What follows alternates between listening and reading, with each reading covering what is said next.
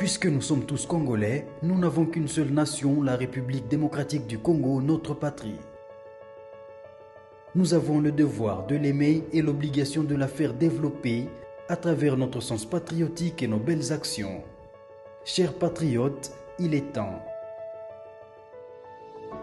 Rejoignez-nous dans la campagne citoyenne et éducative de sensibilisation sur le changement de mentalité.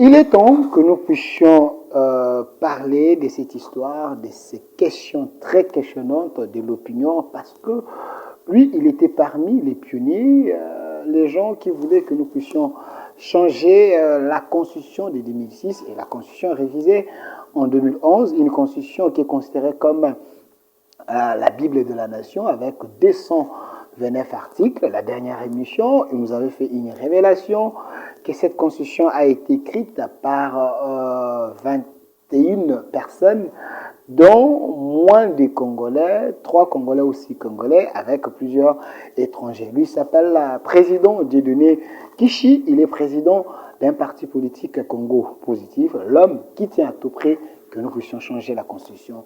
Président Dieudonné Kishi, soyez le bienvenu. Merci. Alors, président Dieudonné Kishi, je précise que vous êtes parmi les gens qui ont haussé les tons pour que nous puissions changer l'actuelle constitution.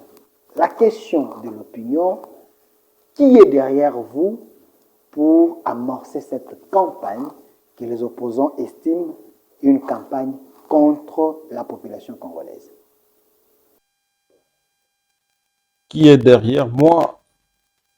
Je pense que c'est les sentiments nationaux, c'est les sentiments des citoyens, c'est les sentiments des fils de ce pays qui est derrière moi. Lorsque je regarde les contextes dans lesquels cette constitution a été élaborée, lorsque je regarde les missions qui sont assignées à cette constitution, lorsque je regarde la réalité qui est la nôtre aujourd'hui, pratiquement 19 ans après la mise en place de cette constitution, je me dis, je ne peux pas me taire. Voilà ce qui est derrière moi. C'est le fait que je suis un citoyen de ce pays. Je n'ai que ça, malheureusement ou heureusement. Je n'ai que le Congo comme pays, comme nation. Et donc, je ne peux pas avoir des connaissances que j'ai, des informations que j'ai sur cette constitution et me taire. Parce que je sais que ce n'est pas une constitution des Congolais. Oui. Ce n'est pas une constitution des Congolais. Vous avez ceux qui pensent que c'est une constitution de pays. Tous ceux qui... Je vais répéter quelqu'un qui... Je ne connais pas son nom, mais il y a quelqu'un qui a très bien illustré ce que je veux dire. Il a dit, tout ce qui est congolais dans cette constitution, c'est seulement la page de couverture. Oui. Tout ce qui est congolais dans cette constitution, c'est seulement la page de couverture où il y a les couleurs nationales et les noms de notre Est-ce pays. que ça, c'est pas l'injure contre les professionnels, les gens qui ont rédigé cette constitution? Mais on peut rédiger une constitution pour vous asservir. On peut rédiger une constitution pour conduire les pays tel que ça a été conduit depuis la guerre de l'AFDL. Donc, c'est une constitution... Vous savez, moi je suis même encore gentil d'appeler ça constitution. Ce n'est pas une constitution. Non, si vous n'appelez pas ça constitution, vous risquez d'énerver les lois de la République. On peut vous poursuivre parce que la constitution est légale, les lois de la République. Vous savez que lorsque les prémices sont mal posées, les conclusions ne peuvent qu'être fausses. Les prémices qui ont conduit à l'élaboration, les processus même jusqu'à à l'adoption de cette constitution, à la promulgation de cette constitution, a été biaisé. Quels sont ces Congolais, lorsque on a élaboré cette constitution, quels sont ces Congolais qui l'avaient lu avant de la voter? Presque personne. On ne peut pas dire ça parce qu'on avait demandé aux gens d'aller voter, oui ou non. Il y avait l'élection, il y avait le référendum, ce qui veut dire on avait vulgarisé tout ce qui était dans la Constitution pour que le Congolais prenne connaissance. C'est endémique, ça, à moins que j'oublie. Visitez les lois du pays, venez me dire si en 2006, en 2005, ces pays avaient une loi référendaire. Parce que jusqu'à aujourd'hui, on n'a aucune loi référendaire. Pour organiser un référendum, il fallait une loi référendaire. C'est déjà, comment vous allez organiser un référendum là où il n'y a pas une loi référendaire? C'est le processus de la duperie, justement, qui a commencé et qui a connu sa maturation avec l'élaboration de cette constitution. Je vous ai posé la question la fois passée. Quelle est la raison de faire écrire la constitution d'un pays comme le nôtre par des étrangers? Répondez-moi. Il y a un professeur qui vous a répondu. J'ai reçu le professeur Taylor Lubanga, le chargé des missions du chef de l'État. Il avait dit, cette question, il faut la poser aux initiés. On peut faire écrire une constitution par les étrangers, et si ces étrangers respectent vos us et coutumes, rien ne se poserait comme difficulté. Alors, parce que vous citez le professeur Taylor Lubanga, je vais lui demander simplement de lire Léon de Saint-Moulin, ce qu'il dit sur cette constitution, écrite par des étrangers. Le père Léon de Saint-Moulin, il a dit que cette constitution ne tient pas compte de nos réalités. Donc, si j'admets qu'on peut faire écrire une constitution par n'importe qui, des spécialistes. D'abord, voilà, j'admets, admettons. Mais quand maintenant Léon de Saint-Moulin vous dit que la réalité, la culture, les traditions ne sont pas respectées, et même au-delà, quand vous lisez cette constitution, comme Congolais, vous vous retrouvez, lui se retrouve dans cette constitution. Quand vous interrogez les contextes d'élaboration de cette constitution, vous pouvez être satisfait du fait que on vous dit, nous venons chasser les dictateurs. Le dictateur est chassé. Etienne Tshisekedi vous dit, payez la facture de ceux qui vous ont accompagnés, qu'ils rentrent chez eux.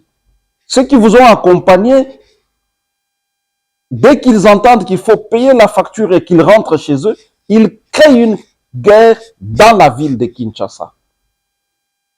Alors, si le motif n'avait été que celui de vous accompagner à chasser les dictateurs, pourquoi après avoir chassé les dictateurs, ceux qui nous ont accompagnés n'ont plus jamais accepté de partir?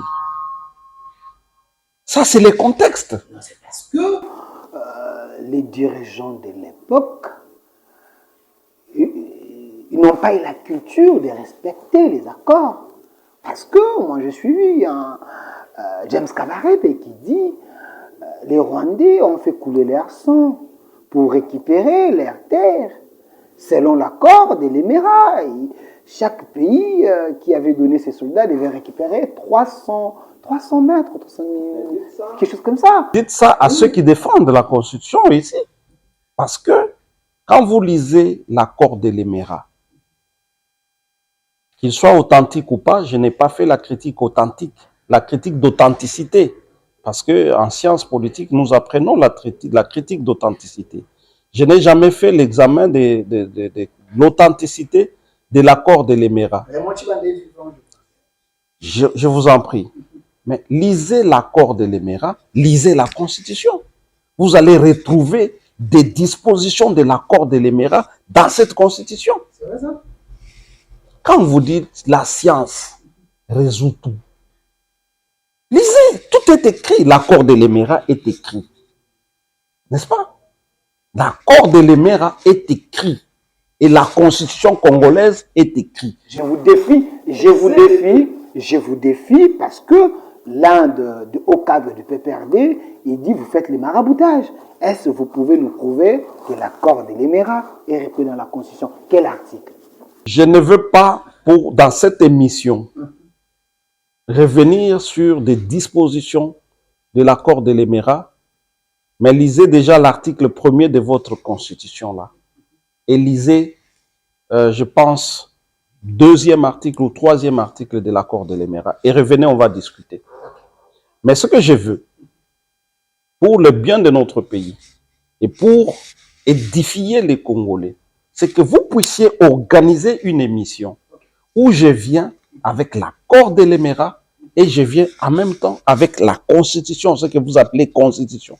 J'amène les deux éléments. Comme ça, nous les analysons parce que lorsque nous allons parler comme ça, vous me posez des questions sur des dispositions, il faudrait que votre caméraman puisse prendre les deux textes.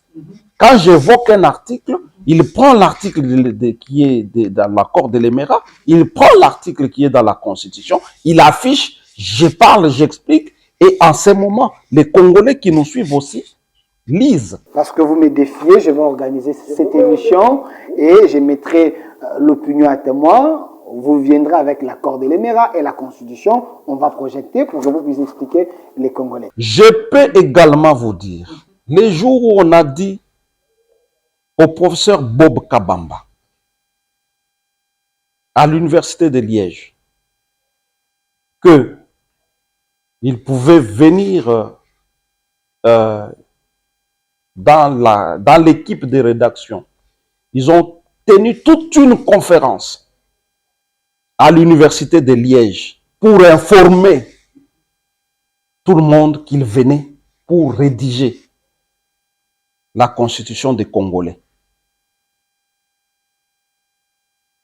Il y a beaucoup de choses sur cette affaire de constitution que tout le monde est en train d'assencer, mais ce n'est pas une constitution. Quel était leur sentiment? Posez la question, allez chercher Pierre Vergence, allez chercher tous ces gens-là, posez-leur la question. Mais j'ai l'impression que vous faites plus confiance aux écrivains étrangers que les écrivains congolais ici, les gens qui étaient à la Sainte City, les gens qui ont... Oui. Justifier le fait que la constitution peut être écrite par un spécialiste. Mais attention, mais lorsque vous voyez le nombre de ces spécialistes, tels qu'ils sont alignés, et que les Congolais sont alignés en petit nombre, les Congolais qui ne manquent pas, les spécialistes, on amène les autres pour la rédaction.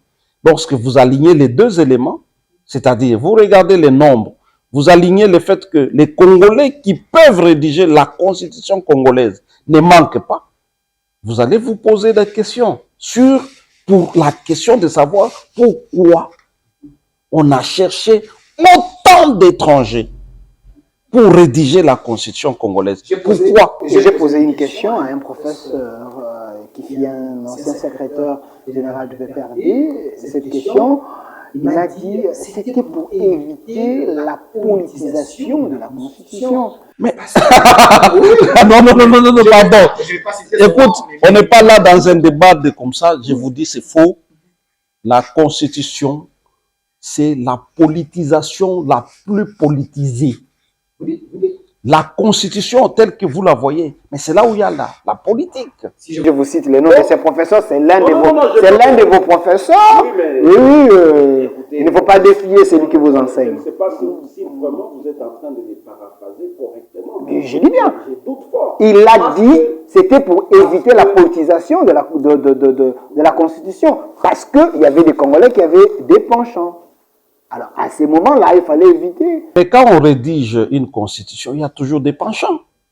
Ce qui est dans la constitution, mais c'est la résultante des penchants politiques, ce qu'on appelle, quand on ne veut pas parler des penchants, ce qu'on appelle les options politiques. Mais c'est ce qui est dans la constitution. Mais c'est ça. C'est des penchants. Vous savez qu'une constitution, d'abord, c'est une résultante des rapports de force politiques. Une constitution, c'est une résultante des rapports de force politiques. Le camp qui a gagné, n'est-ce pas? Ou le camp le plus ascendant, il impose sa volonté. Il y a toujours sa volonté. Vous n'allez pas me dire que dans cette constitution, tout ça n'est pas dedans. Pour qu'on dise qu'on évitait une certaine politisation. Ceux qui faisaient ça, c'était de la société civile. Comment les politiques, parce que cette constitution n'a été faite que par des politiciens, comment les politiciens vont éviter la politisation?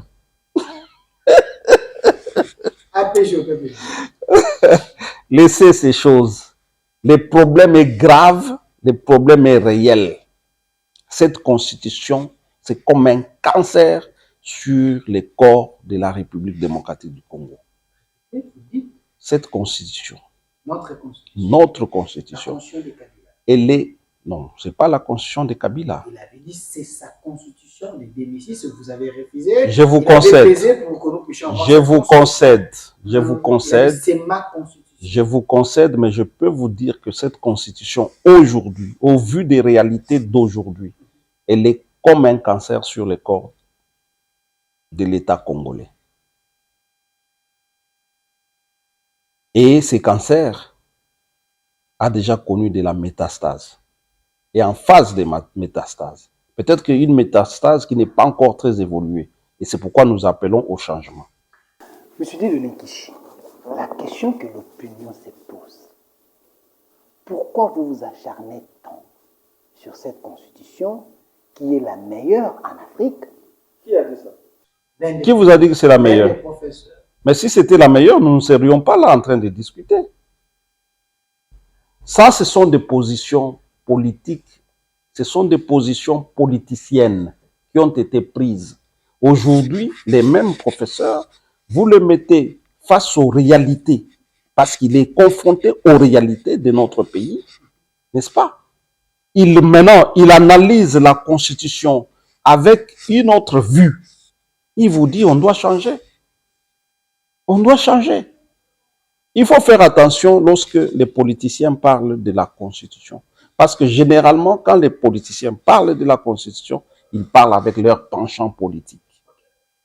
Mais nous qui parlons aujourd'hui de la Constitution, c'est sans penchant. Nous parlons parce que c'est comme un médecin qui a vu que ses corps est malade, il faut les soigner. Nous sommes spécialistes de la société en ce qui concerne la politique, en ce qui concerne l'État. Et donc, lorsque nous vous disons que la Constitution est malade, l'État est malade de la Constitution, il faut nous écouter et de nous juger. Il faut nous poser des questions, qu'on vous explique les problèmes. Parce que, généralement, lorsqu'on veut parler de la Constitution, les gens vous demandent, mais c'est quelle disposition qui pose problème? Mais moi, je vous dis, je n'en suis même pas au niveau des dispositions. J'en suis encore au niveau du contexte. Dans quel contexte? Analysez les contextes. Il vous donnera les réponses à vos questions. C'est l'analyse du contexte qui vous permet de savoir, de vous poser la question, mais pourquoi on doit amener plus de 15 étrangers pour rédiger la constitution des Congolais, alors que Lumumba, Patrice Emery Lumumba vous avait dit, ouah, il nous avait dit, nous écrirons nous-mêmes notre histoire. N'est-ce pas? Vous estimez que nous sommes assez matures pour rédiger notre propre histoire? Bien sûr. 64 ans après, ça c'est pas une question qu'on peut se poser. Nous sommes matures, nous gérons notre pays. Nous sommes en mesure d'écrire notre histoire. Et nous sommes en mesure d'écrire notre constitution. Et je vous informe que Congo Positif a un texte écrit des constitutions, de la nouvelle constitution. Congo, oui, nous avons rédigé. Avec la contribution des personnes, des Congolais, de la société civile, des hommes de l'Église, de l'AFEC, de toutes les intelligences, des universitaires. Une constitution que nous avons écrite, un texte que nous avons écrit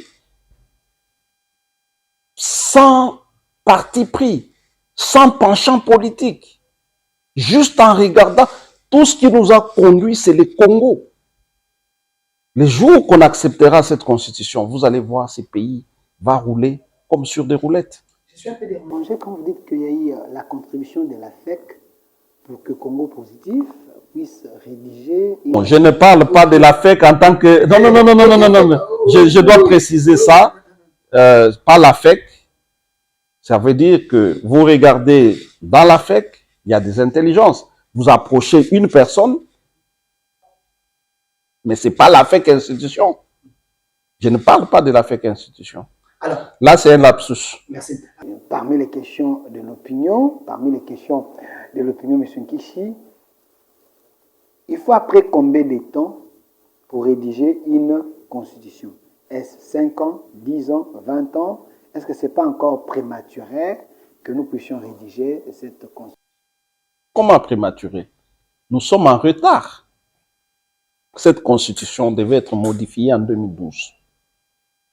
Déjà en 2012. Mais, parce qu'il y a des pesanteurs, parce qu'il y a des fétichismes, il y a tout un fétichisme qu'on a posé sur notre constitution. Oui, ne touche pas à ma constitution. Ne touche pas à ma constitution. Mais ceux qui vous disent ne touche pas à ma constitution, personne ne dit pourquoi on ne devrait pas toucher à la constitution. Personne.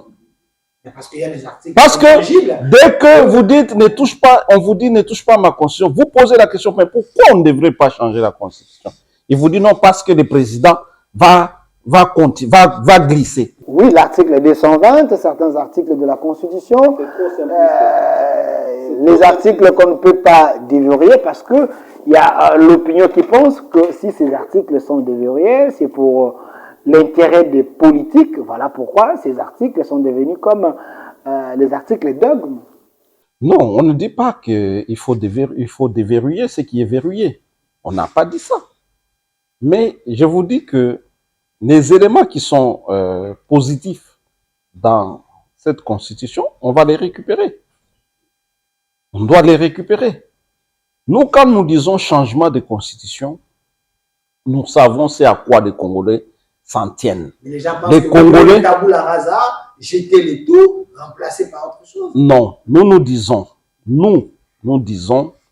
que lorsqu'on va changer de constitution, on va veiller pour que les mandats, les nombres et la durée du mandat du chef de l'État soient toujours de 5 ans et renouvelables une seule fois. Là, vous entrez en conflit avec les professeurs Ndaïwel, avec d'autres professeurs qui pensent que par rapport à la grandeur de notre pays, la République démocratique du Congo, on ne peut pas tout faire dans 5 ans. Et surtout, il y a l'histoire là des partages, les quotas et autres là. 5 ans, c'est peu, 7 ans, 8 ans. Vous êtes mal à l'aise lorsque vous associez des professeurs à ça. Non, parce il a fait une réflexion. Oui, d'accord. C'est un scientifique. C'est un scientifique. Mais qui vous dit que en 5 ans, on ne peut pas faire quelque chose? Qui peut le moins, peut le plus. Le Congo est grand. Le Congo est grand. Ce que nous devons exalter, c'est la culture de continuité. Parce que même 7 ans après, avec la dimension du Congo, vous n'allez pas tout faire. C'est clair. C'est un faux argument. Je suis désolé. Je suis désolé de dire ça comme ça. Surtout que vous me dites que ça vient de la part d'un professeur. Un professeur Ndaïwel. Qui peut le moins, peut le plus. Ce qu'on peut faire en 5 ans, on peut le faire aussi, peut-être même en 3 ans. Vous avez un exemple? C'est pour vous dire tout simplement, c'est la notion qu'il faut rechercher dans ça, dans la durée. C'est la notion de la continuité de l'État. C'est-à-dire, le président qui est là, quand il finit, c'est lui qui arrive, il sait qu'il a commencé ici, il s'est arrêté là. Là, moi je comprends, les ponts ici, on l'a construit jusqu'au niveau de finition. Ce qui reste, c'est de mettre comment on dit, les trucs pour empêcher que les gens tombent et tout ça. Les barrages, des trucs comme ça. Oui, vous commencez par là. C'est ça qui est important. Ce n'est pas la durée. Vous pouvez mettre un président fainéant en 7 ans qui ne fait rien. Vous direz quoi alors en ce moment-là? Vous allez lui donner 14 ans? Vous allez lui donner 20 ans? Vous allez lui donner 50 ans? Non, ce n'est pas la durée qui fait le travail. C'est la volonté de faire. Et les hommes pour le faire. Ça, c'est organisé de sorte que, c'est pourquoi on demande la passation civilisée des pouvoirs en politique. C'est pour se passer des informations. C'est pour se passer des dossiers. Pourquoi on se passe des dossiers? Ce n'est pas pour recommencer. On se passe des dossiers pour continuer. Mais malheureusement, ici, quand on arrive, c'est tabula rasa. On rase, on change même des chaises, on change tout. On veut commencer à nouveau. Non, c'est ça le problème. Monsieur Nkishi, quelqu'un m'a dit, Nkishi aime trop les maraboutages parce qu'il a un bon français et il pense que nos réalités, c'est les réalités des autres. Il m'a demandé de vous poser une question. Paul Biya, il a fait combien d'années? Il est toujours au pouvoir, il est aimé dans son pays. Est-ce que là-bas, il ne voit pas qu'il faut changer la Constitution? Pourquoi vous voulez qu'on change ces la Constitution? Non, Paul Biya, c'est un mauvais exemple que vous donnez. C'est un très mauvais exemple.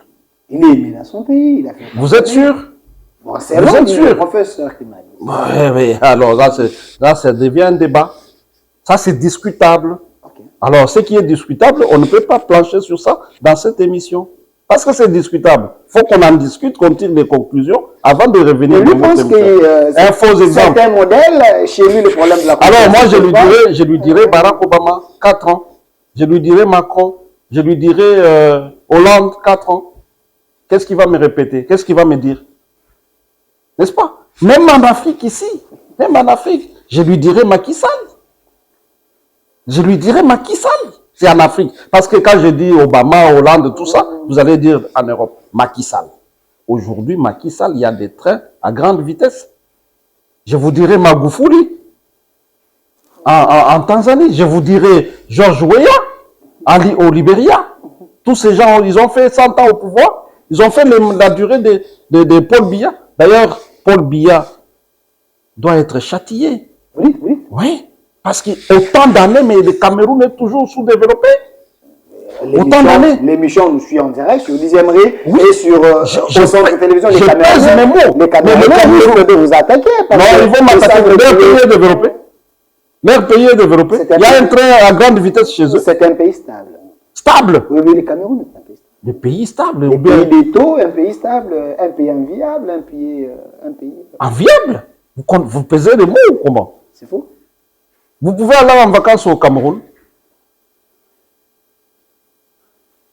Le Cameroun n'est pas comparable à la République démocratique du Congo quand même. Oui, la République démocratique du Congo est meilleure que le Cameroun. Non, moins meilleure que le Cameroun. Non, laissez ça.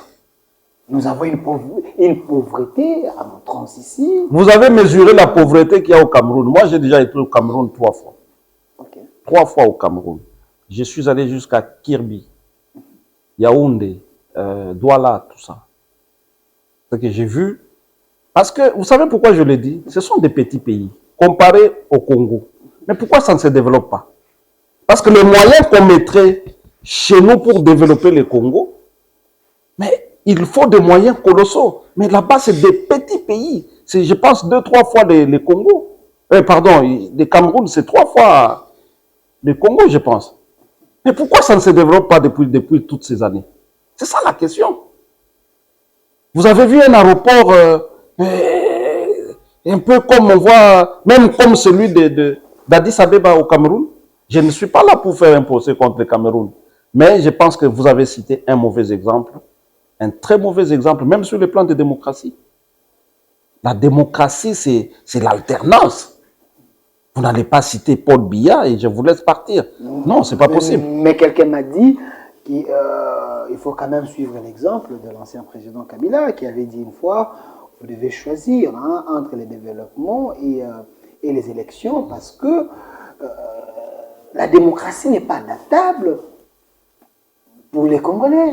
Vous devez choisir le développement. Les histoires là de changer la constitution, les élections, après 5 ans, ça freine les développements. Les problèmes des élections, c'est des gens qu'on met à la CENI. C'est ça le problème. Qui n'ont aucune capacité d'être indépendant. Je Aucune. suis aucune capacité d'être indépendant. S'il vous plaît, M. Nkishi, on a eu des présidents quand Qui? même Qui? modèles à la Qui? CI à l'époque. Qui? Citez-le-moi. Malou Malou. Mais vous avez vu que les résultats sous Malou Malou ont été publiés sous la char, sous les chars. Sur des chars de combat, papa. Et une guerre a éclaté dans Kinshasa sous Malou Malou. Ngoïmida, pasteur. Oh, où est-ce que vous avez déjà vu un arbitre qui vous dit avant même que les matchs ne commencent? Où est-ce que vous avez déjà vu un tel arbitre? Et Sur tous derrière les vous, un législateurs. bon gauche, là. Parce qu'apparemment. Pourquoi quelqu'un doit être derrière moi?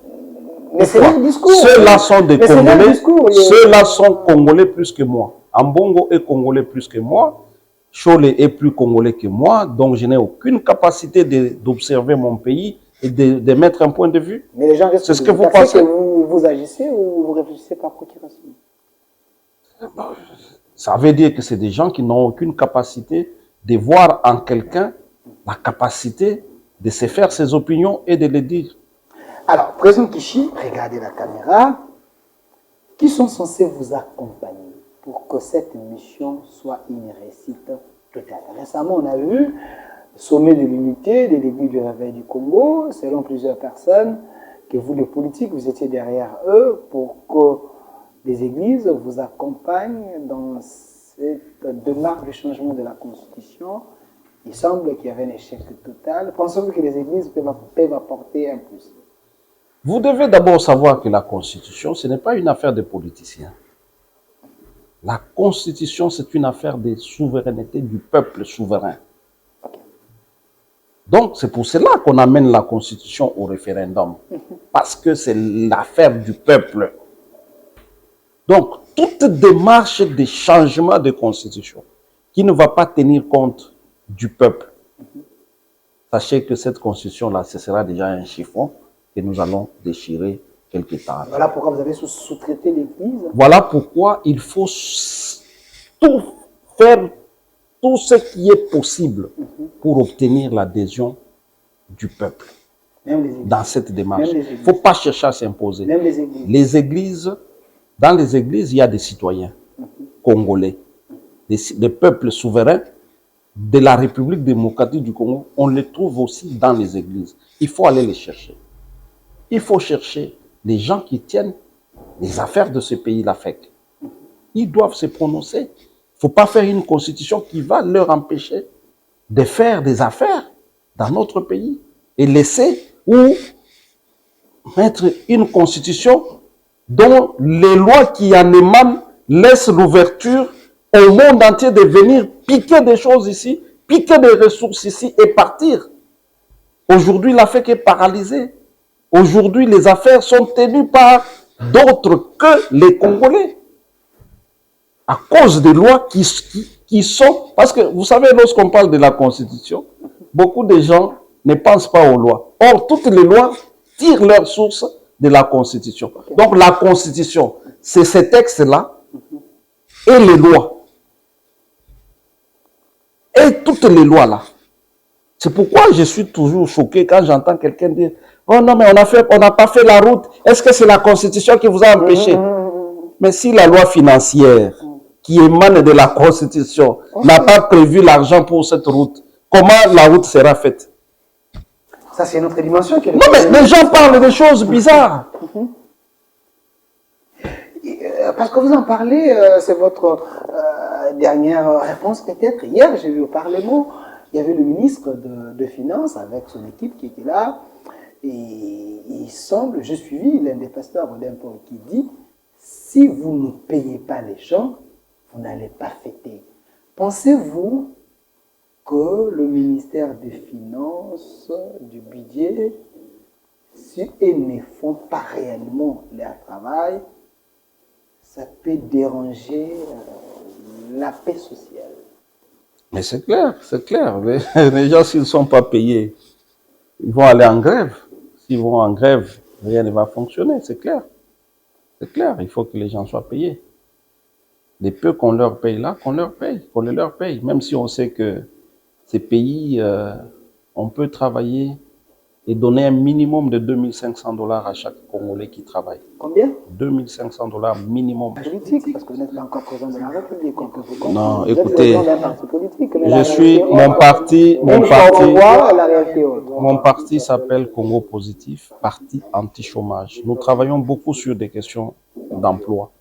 Et qui dit emploi, dit rémunération, dit retraite, et ainsi de suite. C'est des questions que nous examinons en profondeur.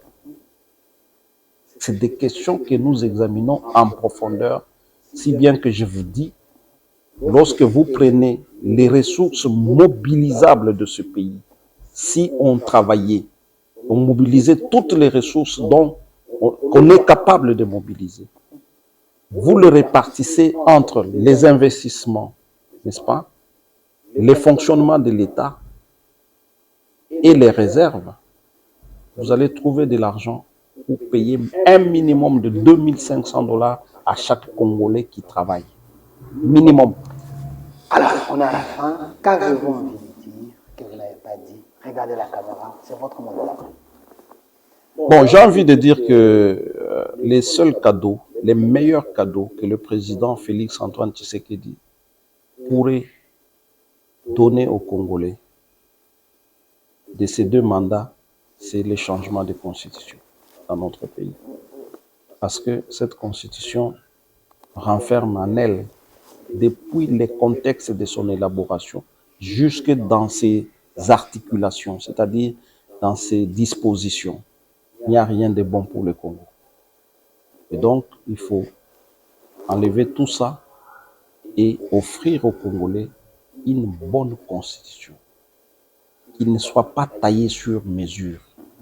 Une constitution qui mettrait tous les Congolais d'accord. Et c'est possible. Et c'est possible, mais je pense que les opposants ne vont pas aimer ce que vous avez dit. Et cette émission est interdite alors aux opposants, quand je vois Martin Fayoulou, Moïse Katumbi, Délice Sanga, Franck Diongo, Jean-Claude Bouemba et les autres, ils sont très nombreux. Ils ne peuvent pas être contre, parce que là-dedans, il y a des papas de cette constitution. Parmi les gens que vous citez, il y a les papas de cette constitution. Quand ils voient leur enfant en train de mourir, ils ne vont pas accepter. Parmi les gens que vous citez, il y a les papas de cette constitution. Merci. Dans une autre émission, on va développer ce que vous venez de dire. Merci à vous, fidèles téléspectateurs. C'était votre émission Au Centre qui passe sur 10e rue Télévision et 10 autres chaînes qui vont nous relayer. Et aussi sur notre chaîne YouTube Au Centre TV. Vous étiez très nombreux à les réclamer. M. Dieudonné Kishi, président d'un parti politique Congo Positif aujourd'hui. On a changé les cadres parce que c'est un homme super occupé, mais pour l'intérêt de la nation, il nous a quand même accordé la parole. Vous étiez très nombreux à suivre, laissez vos commentaires, mais je pense que je vais organiser un grand débat autour des têtes bien faites de la République afin que nous puissions échanger par rapport à cette question du changement de la Constitution. Et notre RDC est possible. Marco était derrière la caméra et la réalisation. Au revoir. Puisque nous sommes tous Congolais, nous n'avons qu'une seule nation, la République démocratique du Congo, notre patrie. Nous avons le devoir de l'aimer et l'obligation de la faire développer à travers notre sens patriotique et nos belles actions. Chers patriotes, il est temps. Rejoignez-nous dans la campagne citoyenne et éducative de sensibilisation sur le changement de mentalité